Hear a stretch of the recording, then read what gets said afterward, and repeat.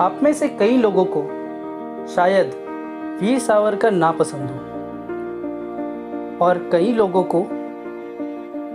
लोगों ने शायद उनका नाम भी ना सुना हो।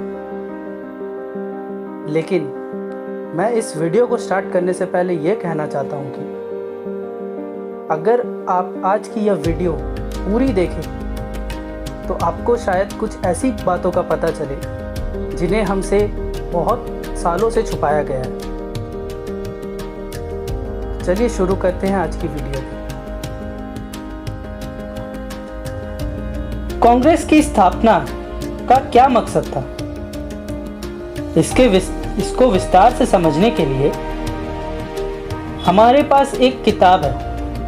यह किताब लेखक और इतिहासकार विक्रम संपत ने लिखी है, जिन्हें सावरकर के जीवन पर गहन रिसर्च किया था। सावरकर भले ही कांग्रेस को पसंद नहीं आते, भले ही सावरकर को भारत रत्न देने की मांग पर कांग्रेस राजनीति करती है, लेकिन सच ये भी है कि एक वक्त पर पूर्व प्रधानमंत्री इंदिरा गांधी ने सावरकर को वीर योद्धा बताया था। उनके नाम पर डाक टिकट भी जारी किया गया था। हमने लेखक और इतिहासकार विक्रम संपत की बात भी की है।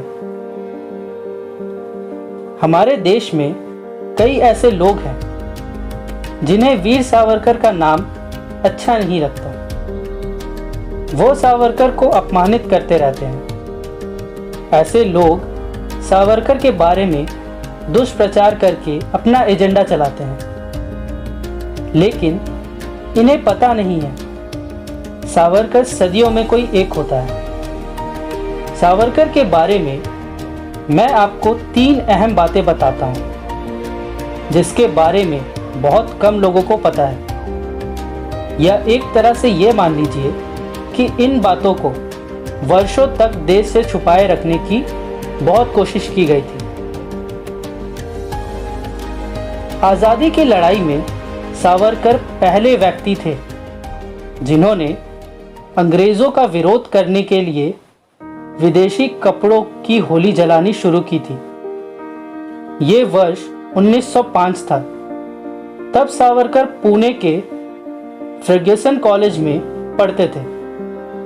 इस घटना के बाद सावरकर को कॉलेज से निकाल दिया गया था और उन पर 10 रुपए का फाइन भी लगाया गया था। ये वह वक्त था जब महात्मा गांधी भी विदेश से भारत लौटकर नहीं आए थे। भारत में जब गांधी और अंबेडकर की ज्यादा चर्चा भी नहीं होती थी, तब सावरकर ने छुआछूत और जाति प्रथा को पूरी तरह से खत्म करने की वकालत की थी। जिन लोगों को तब अछूत मानकर मंदिरों में प्रवेश नहीं दिया जाता था, उनके लिए सावरकर ने आंदोलन किए थे। उन्होंने पतित पावन नाम के मंदिरों को बनाने के लिए कहा, जहां सब जातियों के लोग एक साथ पूजा कर सके। सावरकर के बारे में तीसरी बड़ी बात यह है कि वह पहले व्यक्ति थे जिन्होंने 1857 की लड़ाई को भारत का पहला स्वतंत्रता संग्राम कहा था। नहीं तो 1857 की लड़ाई को सिपाही विद्रोह ही कहा जाता था। लेकिन सावरकर ने इस आज़ादी की पहली लड़ाई बताकर पूरे देश को गर्व से भर दिया था। उन्होंने इस पर एक किताब भी लिखी थी, जिससे अंग्रेजों ने डर कर किताब को प्रकाशित होने से पहले ही रोक दिया था। इस बात का जिक्र गुरुवार को प्रधानमंत्री नरेंद्र मोदी ने किया। उन्होंने वीर सावरकर की जयंती पर मन की बात कार्यक्रम का एक अंश लोगों के साथ शेयर किया। सावरकर ने वर्ष 1906 से 1910 के बीच the Indian war of independence 1857 नाम से एक किताब लिखी थी। इस किताब पर अंग्रेजों ने प्रतिबंध लगा दिया था। मार्च 1910 में सावरकर को ब्रिटिश सरकार के खिलाफ हिंसा और युद्ध भड़काने के आरोप में गिरफ्तार कर लिया गया, उन पर मुकदमा चलाया गया और वर्ष 1911 में उन्हें अंडमान द्वीप में 10 वर्षों तक काला पानी की सजा दी गई। 690 कमरों वाले इस जेल में कैदियों को रहने की जगह बहुत छोटी हुआ करती थी। रोशनी के लिए सिर्फ एक छोटा सा रोशनदान होता था। क्रांतिकारियों के लिए वहां पर तरह तरह की यातनाएं दी जाती थी।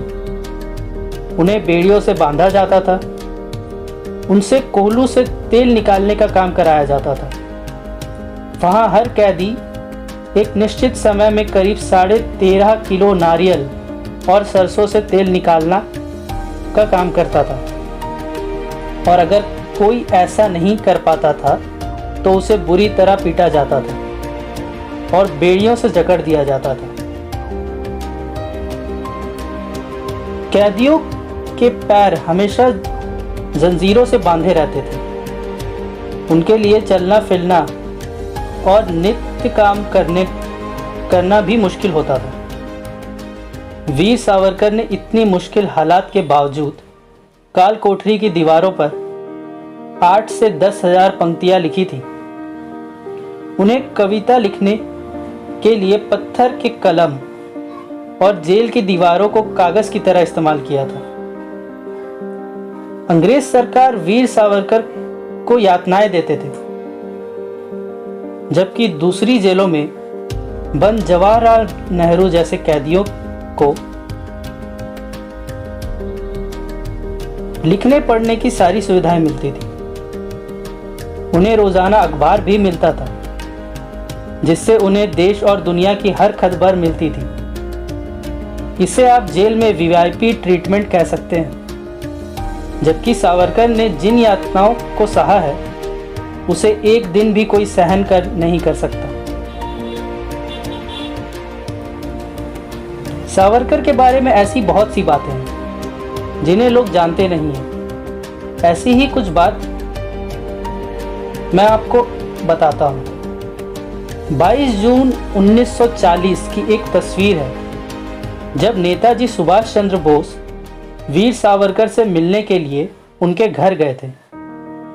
करीब 3 घंटों तक दोनों के बीच बातचीत हुई थी। बताया जाता है कि सावरकर ने ही नेताजी से कहा था कि देश को आज़ाद करवाना है तो उन्हें देश के बाहर जाकर सेना बनाकर अंग्रेजों से युद्ध करना होगा। सावरकर की प्रेरणा से अगले साल ही नेताजी अंग्रेज को चकमा देकर काबुल होते हुए जर्मनी पहुंच गए और 2 साल के अंदर आज़ाद हिंद फौज खड़ी कर दी। अगर आपको इस वीडियो पर कुछ नया जानने को मिला तो कमेंट करके ज़रूर बताइएगा। फिलहाल के लिए आपसे अलविदा लेता हूँ। धन्यवाद। जय हिंद।